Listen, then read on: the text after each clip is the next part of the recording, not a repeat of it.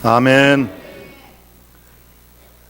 우리 하나님의 영원하신 사랑이 오늘도 우리와 우리 교회와 함께 하신 줄 믿습니다.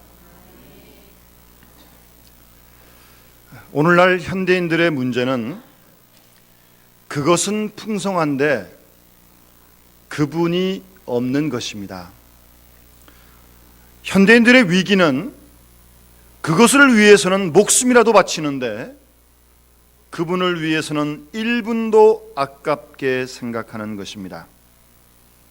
갈릴리 가나의 혼인잔치에서 다 준비가 되어 있었는데 포도주가 모자란 것처럼 우리의 문제는 그것들은 충분한데 그분이 부족한 것입니다.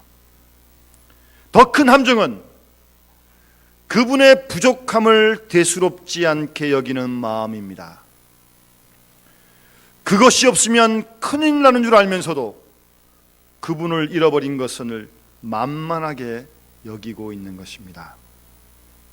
여러분 잘 아시는 시편 23편에 보면 양들에게 무엇이 가장 중요한지를 강조하고 있습니다.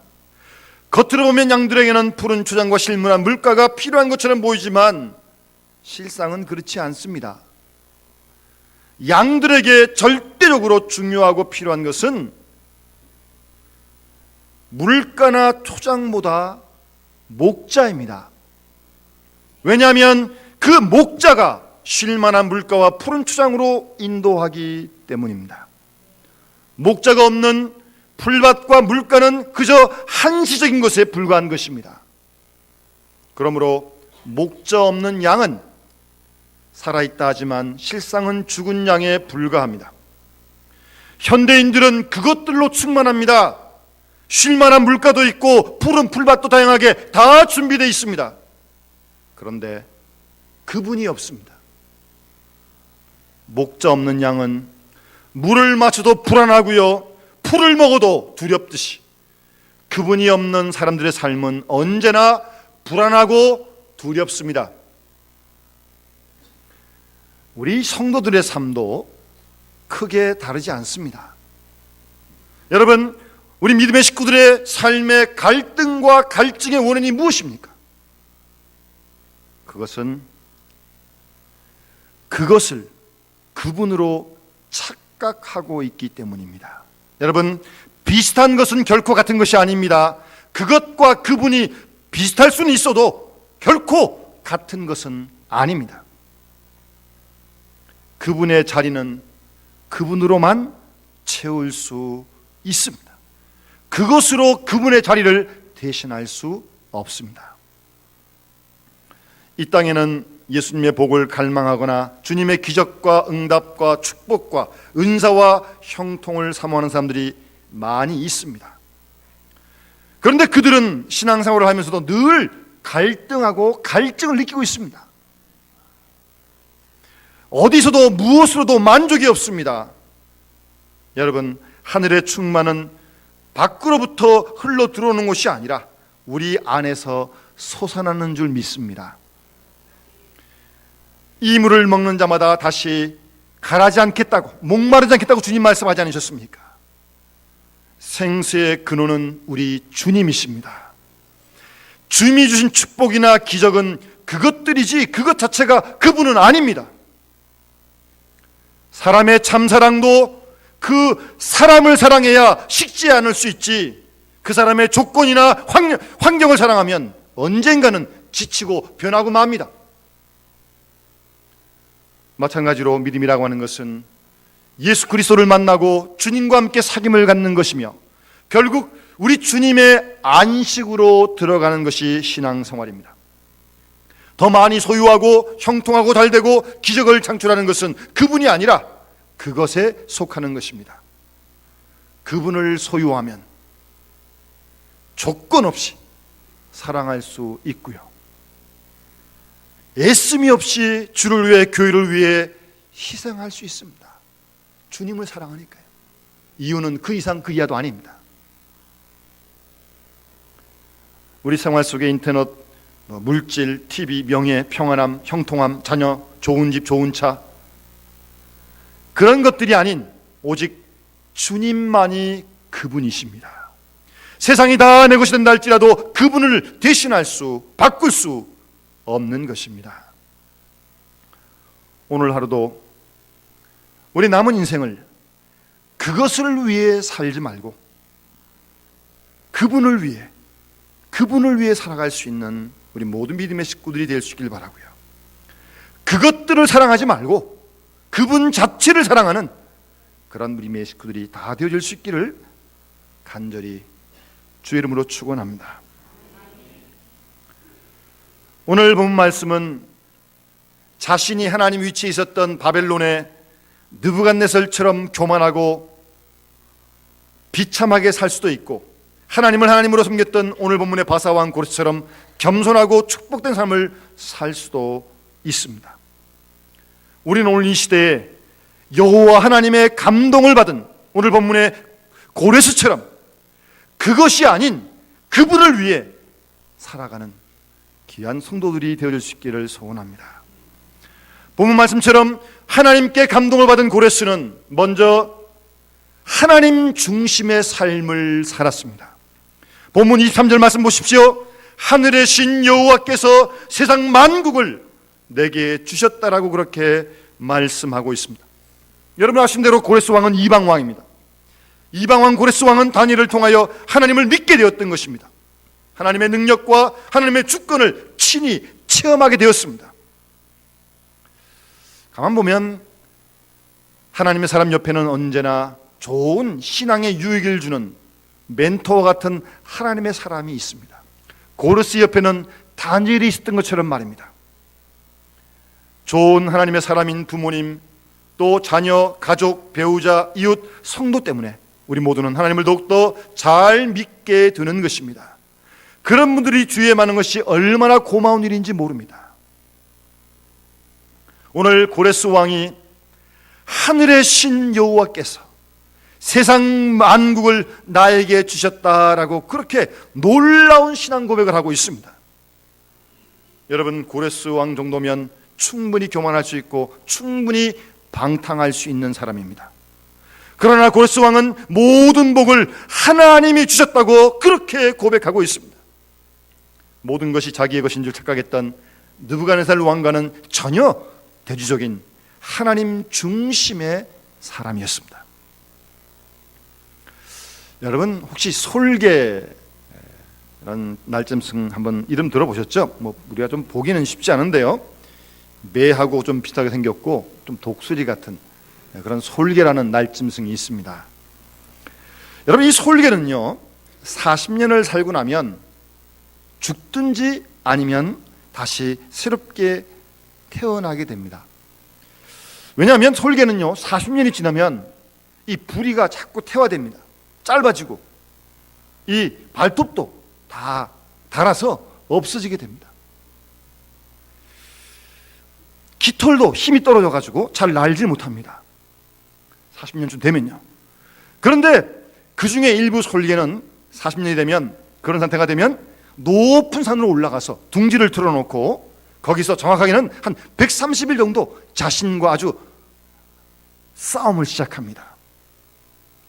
먼저 이 닳아버린 자기 부리를 바위에다가 찢습니다. 그러면 부리가 다 이제 없어지게 됩니다. 그러면 비로소 거기서 이제 새 부리가 납니다.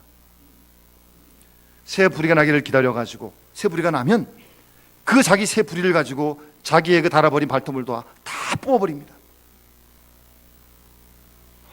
뽑는 건 그냥 조금만 찔러도 아픈 게 발톱, 손톱 아닙니까? 자기 새 부리로 발톱을 다 뽑습니다. 뽑고 나면 기다리면 새 발톱이 나옵니다. 그런 다음에는 이 떨어버린 힘없는 깃털을 자기가 다 뽑아버리고 나면 조금 기다리면 이제 새로운 깃털이 나게 되는 것입니다. 대략 그런 기간이 한 130일 정도 걸린다고 합니다. 그런 과정을 거치게 되면 솔개는 완전히 새롭게 태어나서 그 후로 다시 한번 40년을 살 수 있다고 합니다. 여러분 사람도 한 40, 50대가 되면 자기의 타성에 젖고 세상에 순응하는 그런 습관이 배어서 별 생각도 없이 하루하루를 그냥 세상에 휩쓸려 살아가기가 참 쉽습니다. 처음 신앙생활을 할 때는 찬송을 부르다가 기도하다가 감동도 받고, 또 처음 예수 믿을 때는 좀 겸손한 마음으로 하나님도 교회도 섬겼는데, 이럭저럭 수십 년 교회 생활을 하다 보게 되면 감동도 긴장도 겸손도 감사도 무뎌지게 되고 사라지는 경우가 있습니다.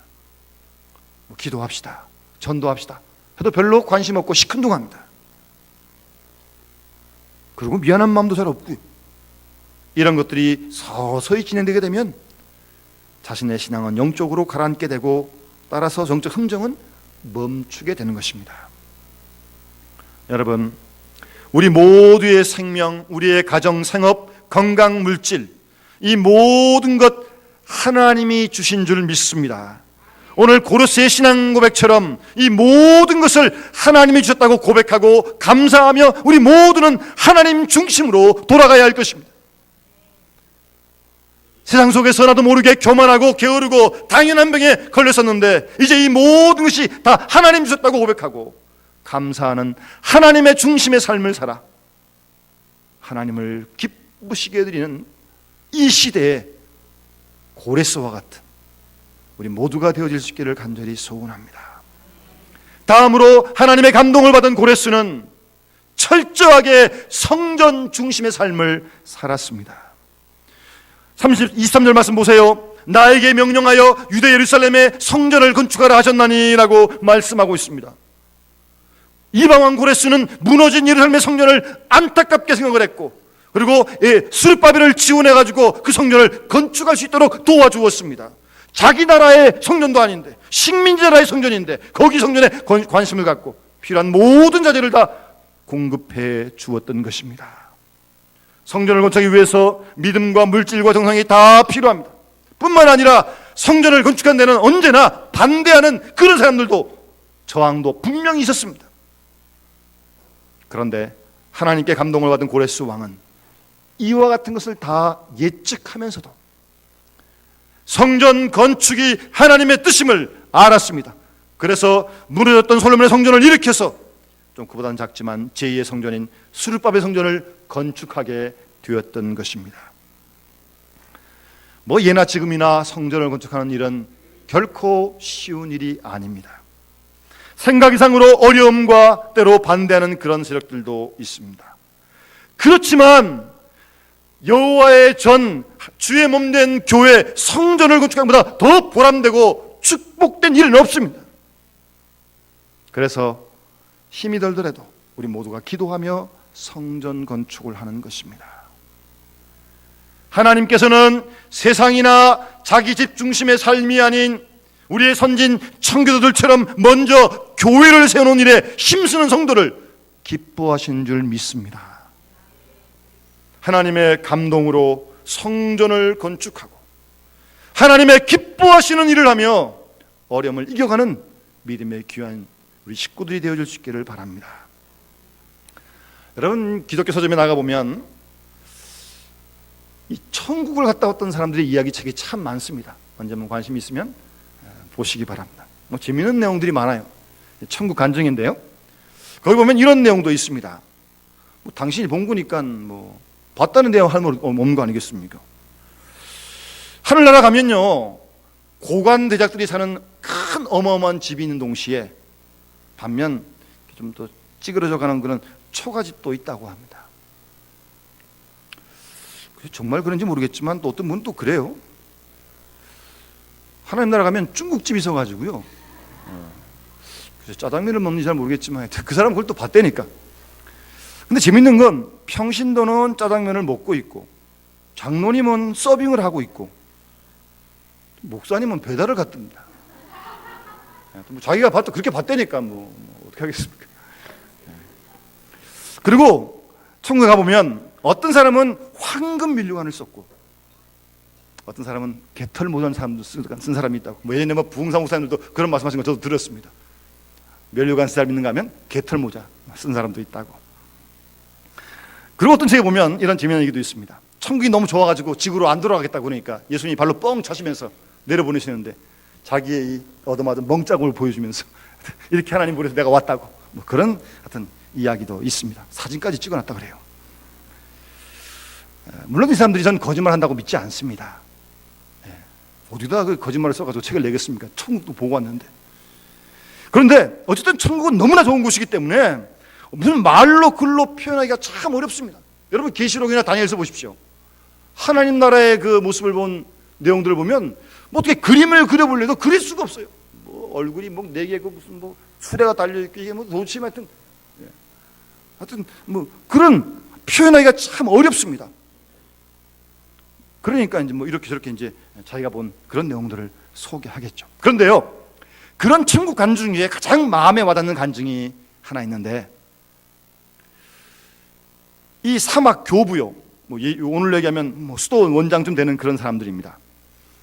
이 사막 교부가 틈만 나면 천국에 들락날락 그랬다고 합니다. 또 뭐 들락날락 그랬다는 게 또 뭔지 하여튼 그래서 천국을 왔다 갔다 했는데, 그 교부의 제자가 그 말을 듣고 쓴 내용 중에 이런 내용이 있습니다. 천국에 다녀온 사람은 이 세상에서도 천국을 발견한다.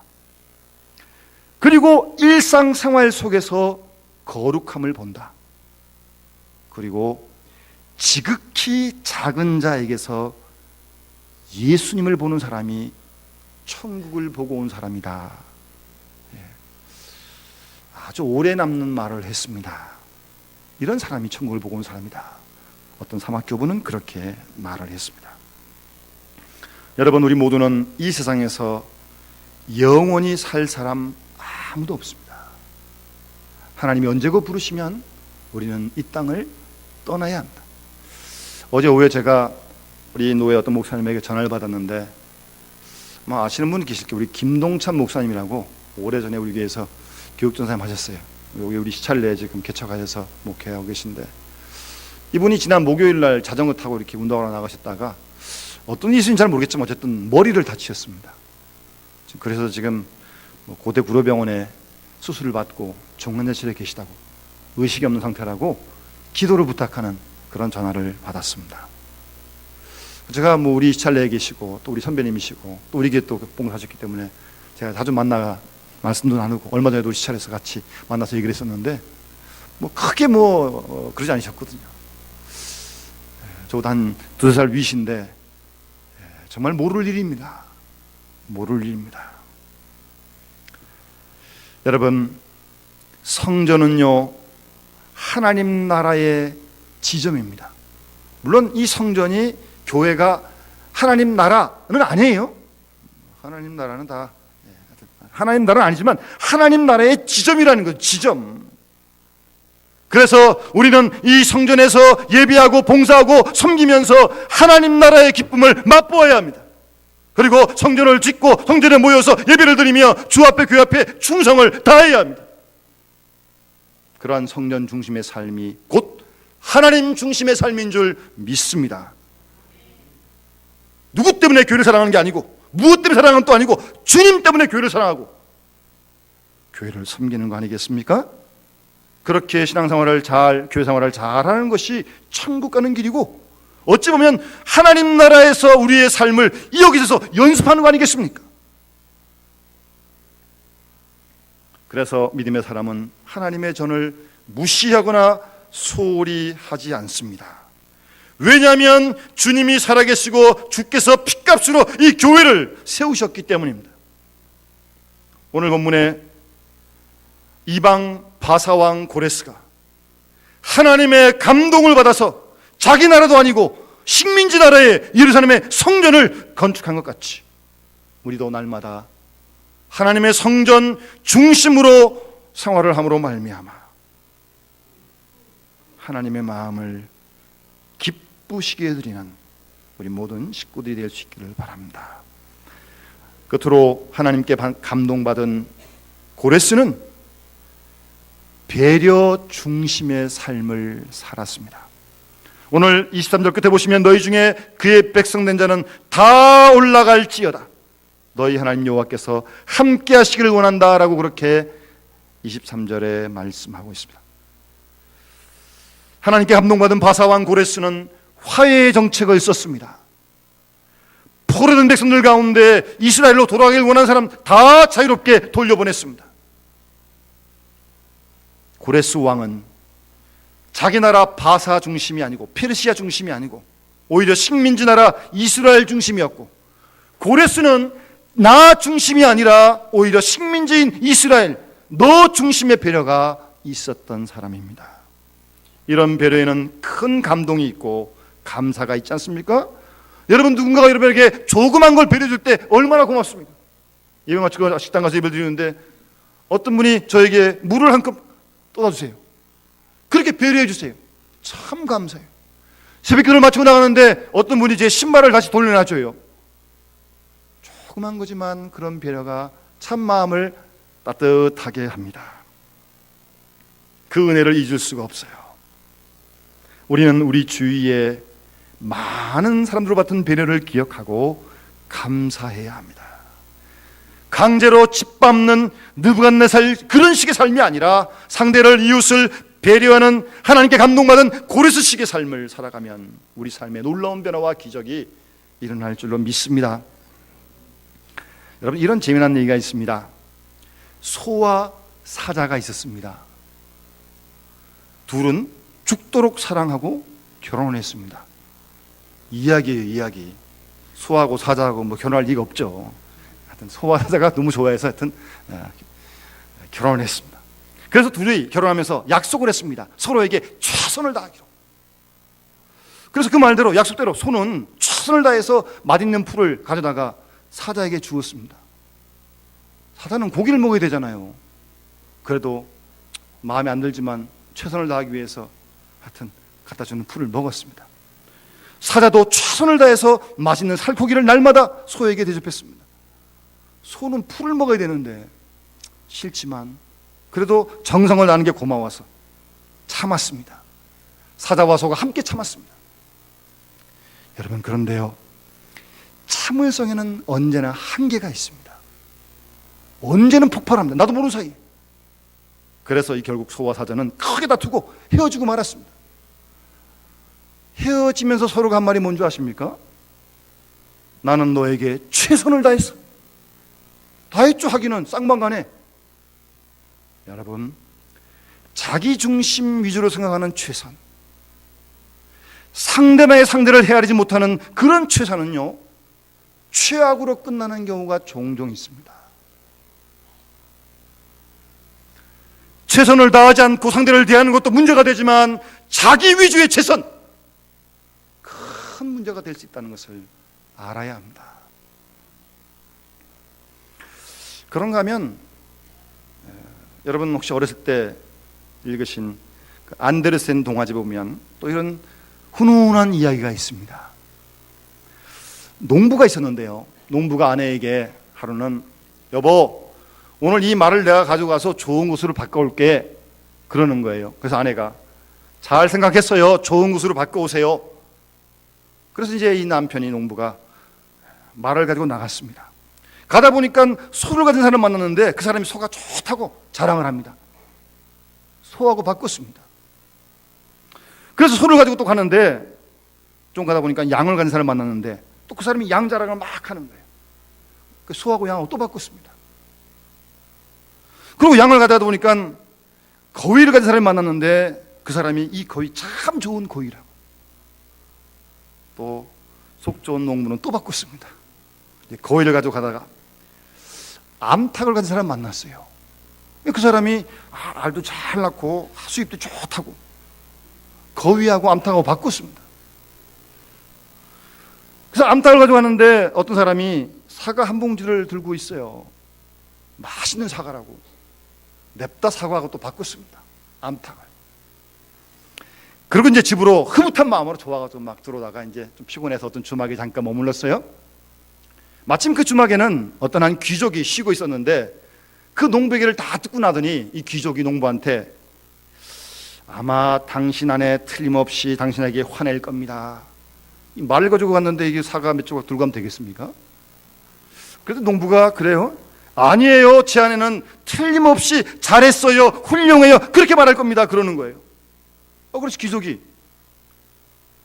그래요? 정말 그렇다면 내가 지금 가지고 있는 금화 당신한테 다 주겠다고. 그러고서 이제 농부와 함께 이제 농부 집으로 갔습니다. 갔더니 아내가 농부 가는 그날에 있었던 얘기를 다 듣고 뭐라 할 것 같아요? 정말 이 농부의 말대로 참 잘했어요, 당신 훌륭해요, 그러는 겁니다. 좋은 아내예요. 그래서 이 귀족이 야, 이런 가족이라면 내가 있는 이 금화 다 줘도 아깝지 않다. 그리고 그 말을 그 농부의 가정에 주었다는 그런 이야기입니다. 여러분, 살다 보면 뭐 잘할 때도 있고 못할 때도 있는 거 아니겠습니까? 사람이 누가 실수가 없습니까? 털어서 먼지 하는 사람 어디 있습니까? 다 먼지납니다. 다 장점도 있고 다 단점도 있는 겁니다. 그런데요, 살면서 그 잘잘못을 따지는 것보다 먼저 있어야 할 것은, 물론 그건 이제 뒤중에 좀 안정이 되고 마음이 가라앉으면 얘기할 수 있죠, 좋게. 그런데 그보다 먼저 있어야 될 것은 먼저 따뜻하게 맞아주는 그런 태도가 있어야 한다는 겁니다. 상대가 부족한 모습을 보여도 그것이 악한 동기에서 비롯된 것이 아니라면 먼저 참 잘했습니다, 훌륭합니다 라고 격려해주고 지지를 해줘야죠. 근데 참 쉽지 않아요, 그런 일이. 그런데 어려워도 그렇게 해야죠. 예? 어려워도 상대방을 격려해주고 칭찬해주고 배려를 해야 모두가 살고 모두가 다 행복할 수 있는 거 아니겠습니까? 오늘 하나님께 감동을 받은 바사왕 고레스, 사실 식민지 나라인데 무슨 뭐 식민지 나라 백성을 신경 쓰고 그 나라의 뭐 성전진까지 신경을 써줍니까? 아니면 말죠 뭐. 그런데 하나님 중심의 사람, 성전 중심의 사람 고레스는 그 부분까지 식민지 백성 이스라엘 백성들 그들을 배려해주고 갈 사람 다 돌아가라고.